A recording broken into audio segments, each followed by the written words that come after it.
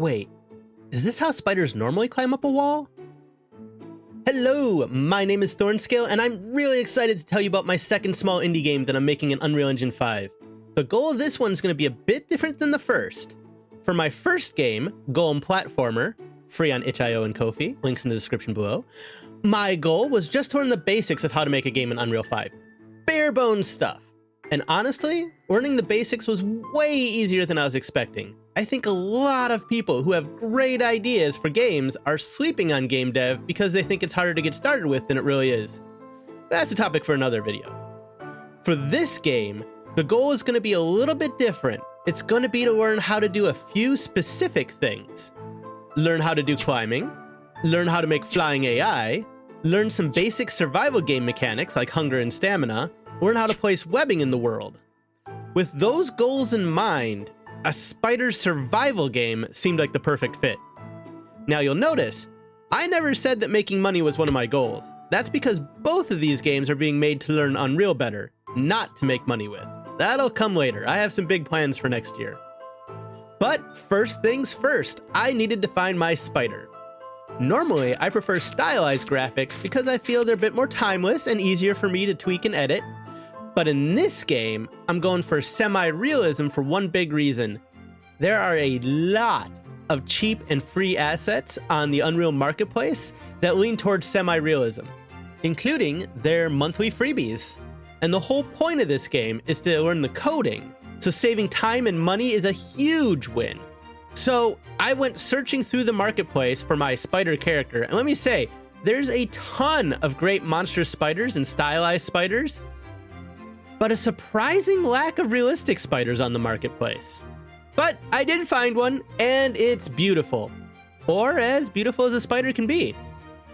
This time around, I decided to try something completely different and started the game on stream, which was definitely the right call as the chat gave me some great tips and was very helpful. We got the spider mesh and animation set up on stream and started adding in a few assets to see what they'd look like. The concept for the game is that you're a spider in a near future diner right after the apocalypse, and you're just trying to find food and not become food. A spider survival game. Next was setting up a few status bars in the UI, just to see if I could remember how without having to reference anything. Mission accomplished. There are a couple times the stream chat really came in clutch, like when I jumped off the counter and yeeted myself out of existence. Apparently in the world settings, there's a kill Z setting that will fix that.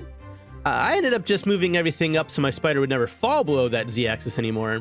All in all, the first stream went pretty smooth, and we had ourselves a working spider, the start of the environment, and a basic but non-functional UI. Between the first two streams, I fleshed out the diner a little bit, and I'm starting to realize that getting the lighting and geometry of everything sorted is going to be a bigger deal than I realized initially. Because I'm blowing up all the items in the world, including the building itself, to 20 times their normal height, to make the spider character the appropriate size. If anyone knows a better way to go about doing this, please let me know down in the comments, or even better, join the Discord. I'd love to talk about it. And for bonus points, hit the like and subscribe buttons to follow me on this journey. On to day 2.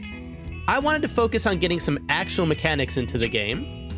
So sprinting was a pretty easy place to start. I'd done some sprinting in my Golem game. If anything, it was harder there because I did a whole rolling up into a ball mechanic with it, which I'm definitely not doing with my spider. Making the UI so it can track the stamina loss from sprinting was pretty intuitive, so no problems there. The big thing was climbing. I watched a couple tutorials for this beforehand, hoping to drill into my little dragon brain what I was going to need to do, and even then it nearly fried my brain. The general idea is that you fly, but only in limited directions like up, down, and sideways, but not away from the thing you're climbing, to kind of give the illusion of climbing. I'm still not sure this is the best way to go about this, especially if I also want to have flying in a game with climbing at some point. A different game, of course. So again, feel free to drop any suggestions in the comments or on Discord. Maybe there's a way to use custom movement? I don't know, I'm still trying to work out when to use this new enhanced input system. Like for example, I used enhanced inputs on the climbing, but then used press shift for the sprinting, because that's what I did in my last game. but I'm guessing that can be done with this new system. Either way, I've still got a lot to learn. After the stream, I messed around with the climbing a bit more and got my spider to better align to walls, and it works great as long as you don't try climbing left or right or down. I still need to figure that out. I'm guessing it'll have something to do with these nodes, somewhere in here. Lots more experimentation to do in the future. And speaking of the future, my goals for the near future will be to create flying AI. Some of them will be future food, some of them will be future foes. I'll probably do that stuff on stream as well. Then after that, the big puzzle will be getting a working webbing system.